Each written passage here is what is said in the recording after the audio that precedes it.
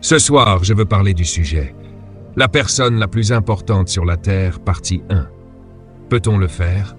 Oui, la personne la plus importante sur la Terre, partie 1. Il n'y a rien de plus important sur la Terre que la compréhension. Alors, écrivez ceci, la puissance de la compréhension.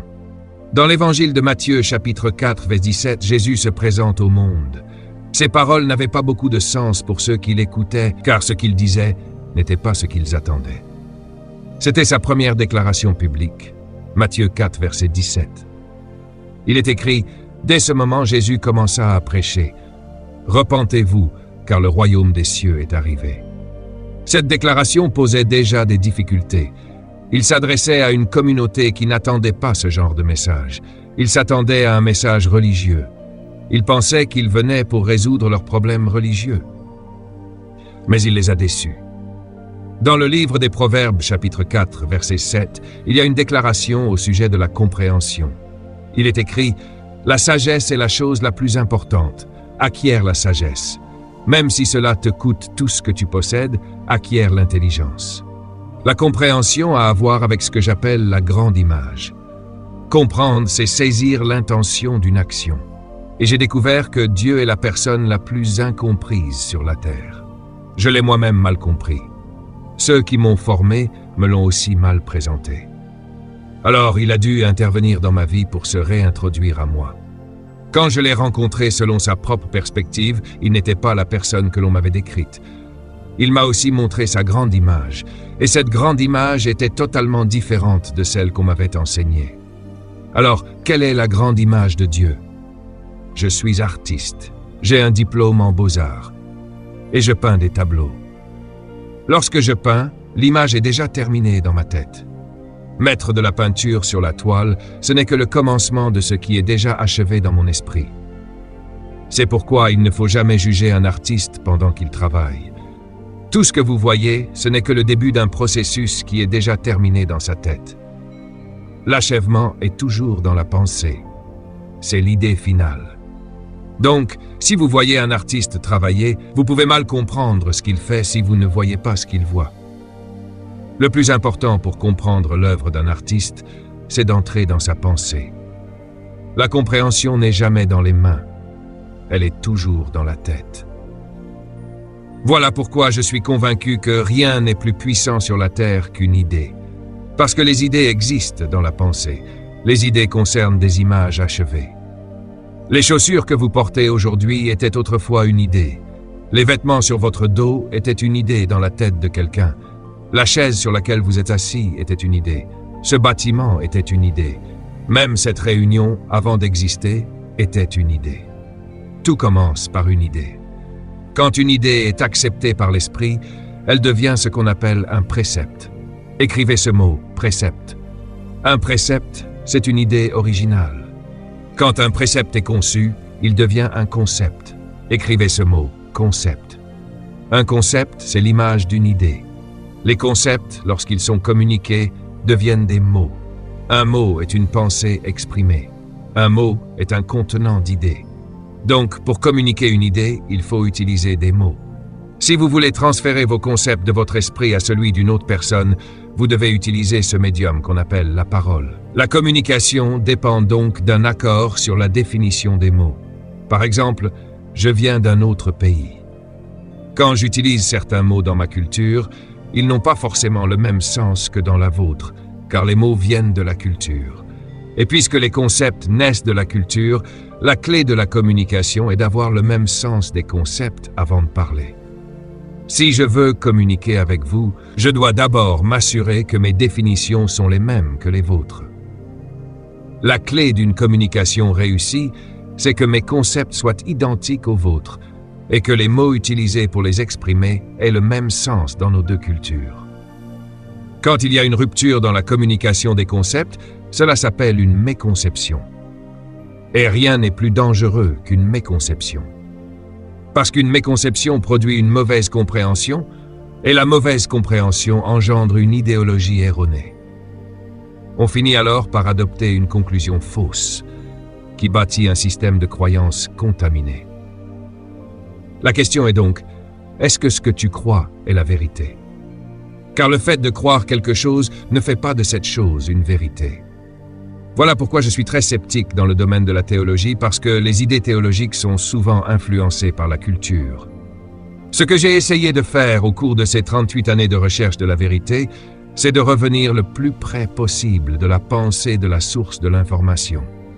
En d'autres termes, je veux connaître le précepte, pas seulement le concept. Parce que si j'ai le précepte, alors le concept sera correct.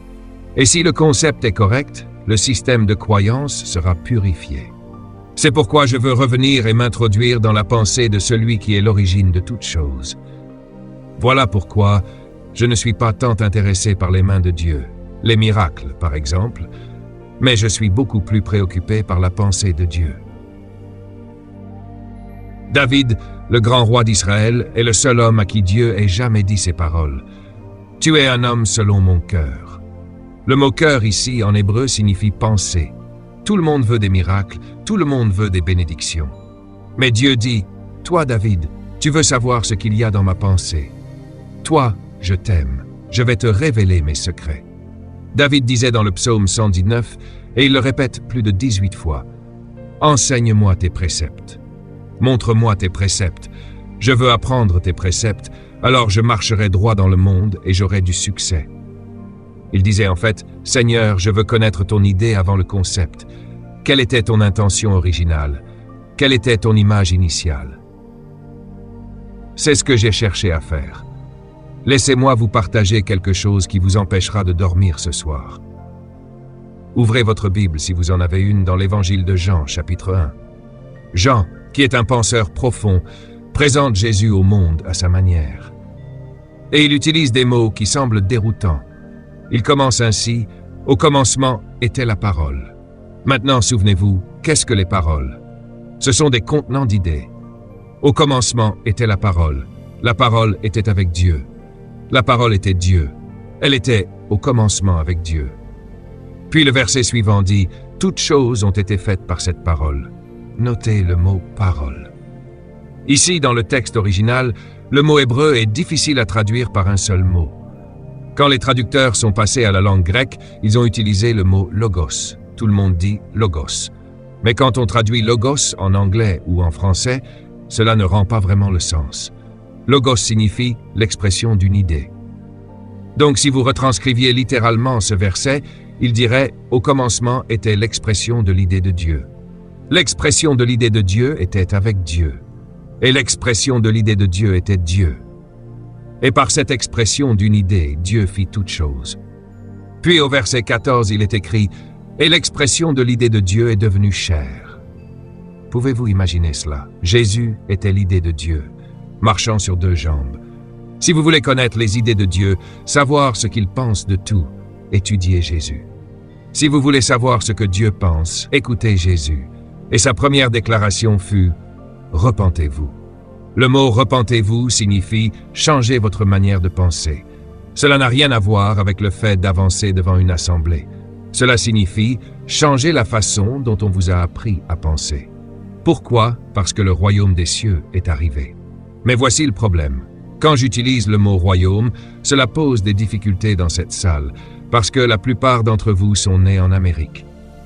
Or, en Amérique, il n'y a pas de concept de royaume.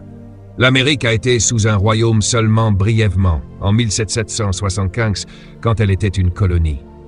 Mais même ce concept n'existe plus dans la culture. Donc quand Jésus dit « Que ton royaume vienne », nous avons un problème. Parce que nous n'avons aucune idée de ce que signifie un royaume. Nous ne comprenons pas ce concept, alors nous créons une religion appelée christianisme, faute de saisir l'idée du royaume. Alors, quelle était l'idée originale de Dieu? Toute la Bible parle d'un roi, d'un royaume et d'une famille royale. C'est tout.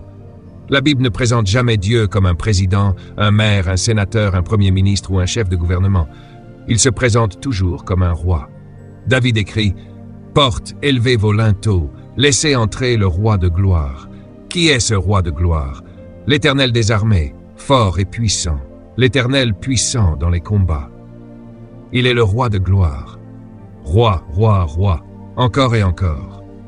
Mais problème, dans votre culture, il n'y a pas de roi. Problème, le concept de roi n'existe pas dans votre système éducatif. Et pourtant, vous lisez une Bible qui ne parle que d'un roi et de son royaume. Voilà pourquoi il y a tant de possibilités et de méconceptions, de mauvaises compréhensions qui mènent à de fausses conclusions et bâtissent des systèmes de croyances corrompus. Avant de conclure, écoutez-moi bien. Je veux vous parler à partir de mon expérience de vie dans un royaume pour vous expliquer pourquoi cette semaine sera peut-être l'une des plus importantes de votre vie. Parce que nous allons être réintroduits aux concepts contenus dans ce livre, mais depuis les idées originales. Moi-même, j'ai vécu dans un royaume jusqu'en 1973. Tout le monde dit « royaume ». Dieu fut le premier à créer un royaume. Il l'appela le royaume des cieux. La Bible dit que Dieu créa les cieux et qu'il est le roi du ciel. Le problème avec le ciel pour nous, c'est qu'il est invisible. Mais il est bien réel. Le ciel est plus réel que la terre. Le ciel est plus solide que le monde physique. La Bible dit « ce qui est visible a été fait à partir de ce qui est invisible. Et ce qui est visible est temporaire, mais ce qui est invisible est éternel. » Donc, l'univers physique, avec ses 500 millions de galaxies que nous comptons encore, n'est pas aussi réel que le ciel. Et quand nous lisons la Bible, nous tombons sur des versets étranges, comme dans le psaume 115, verset 16. « Les cieux sont les cieux de l'Éternel, mais la terre, il l'a donnée aux fils des hommes. » Écoutez bien, Dieu est le roi du ciel, mais il a décidé d'étendre son royaume au domaine physique. L'invisible Dieu veut étendre son royaume invisible dans le monde visible. Alors il a créé l'univers physique et choisi un endroit précis avec 9 planètes, et sur la 3e, il a décidé « Je vais étendre ma domination au monde physique. Je vais laisser mes enfants gouverner cet endroit. » C'est écrit dans Genèse chapitre 1. J'aime ce passage. Verset 1. Au commencement, Dieu créa les cieux et la terre. Puis verset 26. Dieu dit « Faisons l'homme à notre image et à notre ressemblance, et qu'il domine sur la terre, sur les poissons de la mer, les oiseaux du ciel, les bêtes des champs et sur toute la terre. » Dieu créa donc la terre pour une raison. Il voulait étendre l'influence de son royaume à un lieu physique. Vous venez de Dieu, vous êtes un esprit. Mais pour gouverner la terre, il fallait que Dieu vous mette dans un corps terrestre.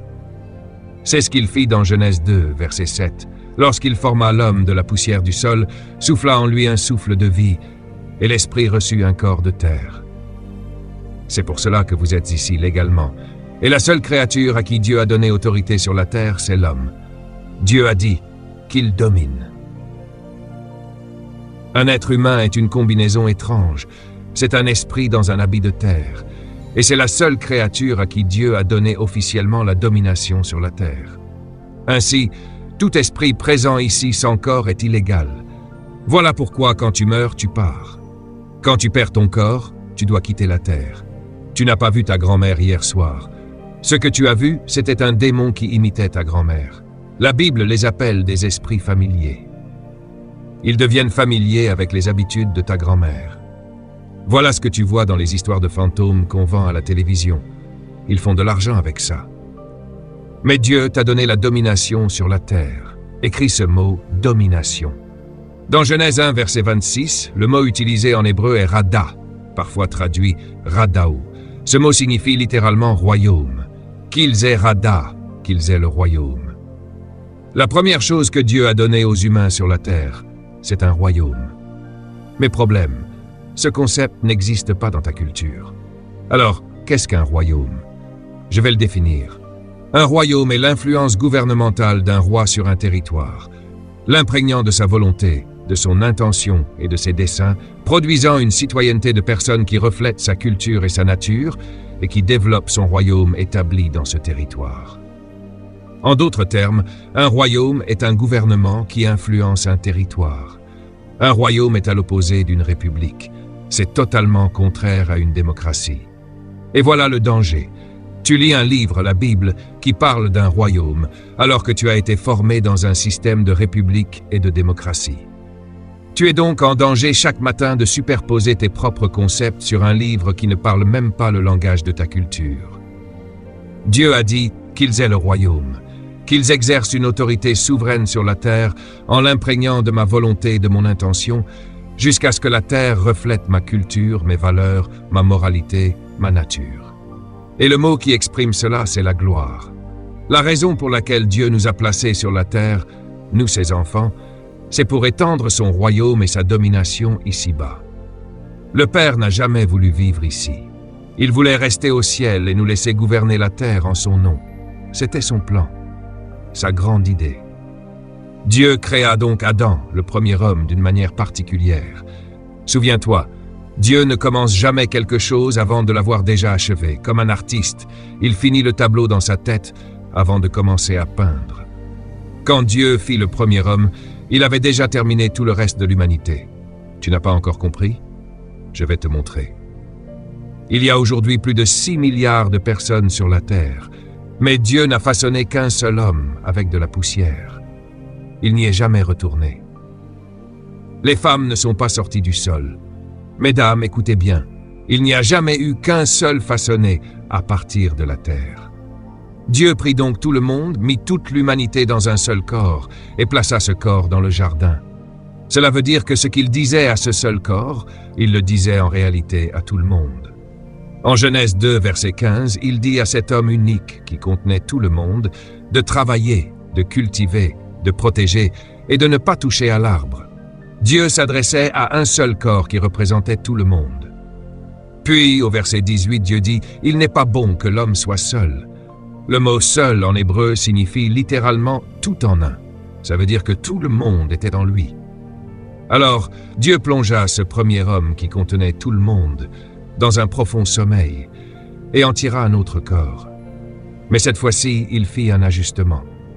Il fit un homme avec une matrice, une capacité de porter, et il l'appela femme, littéralement homme avec un ventre, woman. Donc nous avons un homme et une femme. Le rôle de la femme est d'être l'incubatrice, celle qui sort les autres hommes du premier homme. Voilà pourquoi un homme ne peut pas sortir les autres. Il n'a pas de matrice. Alors Dieu dit « multipliez ». En d'autres termes, faites-les sortir. Dieu avait déjà fini son œuvre, mais il laissa le processus se poursuivre à travers eux. Voilà pourquoi Dieu ne fabrique plus de personnes. Elles continuent de venir en sortant les unes des autres. Mais certains d'entre vous les sortez de façon illégale, rapidement, dans des voitures, des hôtels, derrière des bars. Dieu a pourtant établi une alliance pour que cela se fasse correctement. Cette alliance s'appelle le mariage. Le mariage protège la dignité de la personne qui sort et préserve ses besoins sociaux, émotionnels et spirituels. C'est pour cela que Dieu créa cette belle alliance qu'est le mariage. Et ensuite Dieu dit « Ayez la domination sur la terre. Ayez le royaume sur la terre. » Écoutez bien, certains parmi vous ici sont arrivés par accident, mais personne ici n'est une erreur. Vous êtes des enfants prédéterminés. Vous n'êtes pas une erreur. Suivez-moi attentivement. Dieu a créé cette merveilleuse planète, nous y a placés et nous a dit « Ayez un royaume dessus ». Avant de continuer, je veux vous expliquer comment les royaumes s'étendent. Tous les royaumes s'étendent, car la gloire d'un royaume réside dans son territoire. Voilà pourquoi tous les royaumes cherchent à s'étendre. Lorsqu'un royaume prend possession d'un territoire et y impose son influence, on appelle cela une colonie. Je suis né dans une colonie. En 1954, à ma naissance, les îles des Bahamas n'étaient pas un pays. Je ne suis pas né dans un pays, je suis né dans ce qu'on appelait une colonie, appartenant à un royaume vieux de plus de 259 ans. Je suis né en adorant un roi et une reine. Quand je lis la Bible, ces mots ont un sens pour moi. Je me souviens qu'à 9 heures chaque matin, nous devions nous lever pour chanter pour le roi que nous n'avions jamais vu, et pour la reine que nous n'avions jamais vue. Parce que dans un royaume, c'est ce qu'on fait. Chaque matin, on se lève pour adorer. Pourquoi? Parce que tout ce que nous possédons dans la colonie appartient au souverain, et nous ne faisons qu'en user. Tout ce que nous mangeons, buvons, respirons, utilisons, vit, appartient au roi. Alors chaque matin, nous disions « Merci, merci, tu es merveilleux, tu es glorieux ». C'est pour cela que la Bible dit « Je bénirai l'Éternel en tout temps, sa louange sera continuellement dans ma bouche ». Pourquoi? Car la terre est à l'Éternel, et tout ce qu'elle contient, le monde et ceux qui l'habitent. Alors levez la main, mettez votre fierté dans votre poche, et dites simplement merci. Merci pour le souffle-vie, pour l'oxygène. Merci pour la force de venir ici ce soir. Merci pour l'argent qui vous a permis de venir en voiture. Arrêtez d'être fiers et applaudissez pendant 5 secondes pour dire merci. Chaque matin dans la colonie, nous devions chanter. Savez-vous comment fonctionnent les colonies? C'est exactement ce que nous allons voir cette semaine. Quand le Royaume britannique a pris possession des îles des Bahamas, il en a fait une colonie. Les Français ont fait de même avec Haïti, les Portugais avec le Brésil, les Espagnols avec Cuba et la Dominique. Chaque royaume qui prenait un territoire commençait par l'expansion. Et pour créer une colonie, voici le secret. Le roi d'Angleterre choisissait parmi ses plus proches conseillers un Anglais blanc. Il l'envoyait vivre parmi nous aux Bahamas, et sa mission était de nous rendre britanniques. Un seul homme. Il fut envoyé sur une île appelée Nassau où je vivais, et on lui construisit une maison rose. Demain, je vous montrerai cette maison. Dans chaque colonie, le royaume construisait une maison uniquement pour le gouverneur. Le gouverneur était envoyé pour représenter le royaume. Pourquoi l'appelait-on gouverneur? Parce qu'il représentait le gouvernement. Dans votre culture, le mot gouverneur a un sens différent. Vous l'élisez. Dans un royaume, le gouverneur est nommé par le roi, sans élection. Dans votre pays, le gouverneur dirige un État. Dans un royaume, il dirige toute la colonie. Cet homme, dans sa maison rose, est entré dans nos vies quand le royaume a pris possession de ces îles, et il a tout bouleversé. La première chose qu'il a enlevée fut notre langue. 99% des habitants de mon pays nous ressemblaient et nous parlions des langues africaines. Mais quand le gouverneur est arrivé, il a interdit notre langue natale et nous a imposé l'anglais royal. Pourquoi? Parce que pour prendre le contrôle, il faut d'abord maîtriser la communication. La première chose que le gouverneur prend toujours, c'est votre langue, et il vous donne la sienne. La deuxième chose qu'il nous a retirée fut nos vêtements. Nous portions peu ou rien, et cet homme a rendu obligatoire le port de vêtements. Écoutez attentivement. Maintenant, suivez-moi attentivement. Dieu a créé cette merveilleuse planète, nous y a placés et nous a dit « Ayez un royaume dessus ». Je veux vous expliquer comment les royaumes s'étendent. Tous les royaumes s'étendent, car la gloire d'un royaume réside dans son territoire. Quand un royaume s'étend sur un territoire, on appelle cela la colonisation. Quand un royaume prend un territoire et y impose son influence, ce territoire devient une colonie. Je suis né dans une colonie. En 1954, aux Bahamas, ce n'était pas un pays. J'étais né dans ce qu'on appelait une colonie, appartenant à un royaume vieux de 259 ans. Nous adorions le roi et la reine. Chaque matin, nous devions nous lever pour chanter pour eux, même si nous ne les avions jamais vus. Pourquoi? Parce que tout ce que nous possédions dans la colonie appartenait au roi, et nous n'en étions que les utilisateurs. Le gouverneur envoyé par le roi était la personne la plus importante de la colonie.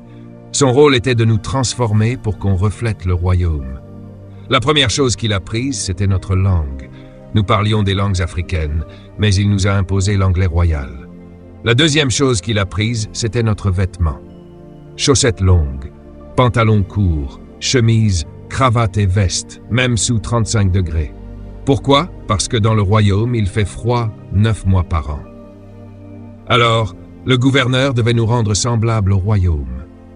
La troisième chose qu'il a prise fut notre histoire. Pendant 258 ans, ce blanc a détruit notre histoire africaine et nous a imposé l'histoire du royaume. À 6 ans, je connaissais déjà toutes les femmes d'Henry Coth. À 9 ans, je pouvais réciter Shakespeare. À 15 ans, je connaissais tous les poèmes de Longfellow et l'histoire complète des rois et reines d'Angleterre. La dernière chose qu'il a prise fut notre culture. Il nous a appris à boire du thé 4 fois par jour avec des chocolats, à conduire à gauche, à respecter les habitudes britanniques. Quand un royaume impacte une colonie, il transforme la colonie à l'image du roi. Et la personne responsable de cette transformation, c'est le gouverneur. La terre a été créée par Dieu pour être une colonie du ciel. Il a envoyé un gouverneur, l'Esprit, pour vivre en nous, dans un corps, une maison façonnée par Dieu. C'est pour cela que la Bible dit que notre corps est le temple du Saint-Esprit. Quand Adam déclara son indépendance vis-à-vis du royaume des cieux, Comme les Bahamas face à l'Angleterre en 1973, le gouverneur devint illégal.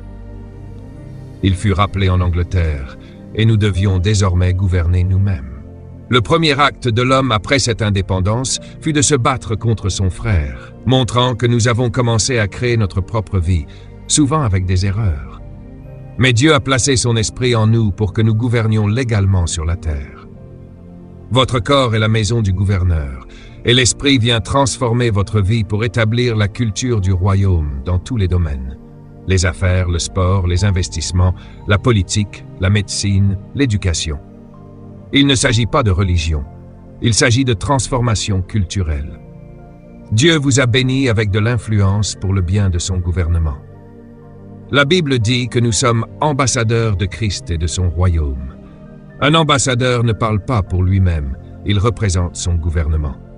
Cette semaine, nous allons étudier notre constitution et apprendre nos responsabilités d'ambassadeur. Nous allons voir comment le gouverneur agit à travers sa maison, car seule l'influence du royaume peut réellement transformer la ville. C'est pour cela que nous prions que ton royaume vienne au nom de Jésus. Amen. Applaudissons le Seigneur ce soir.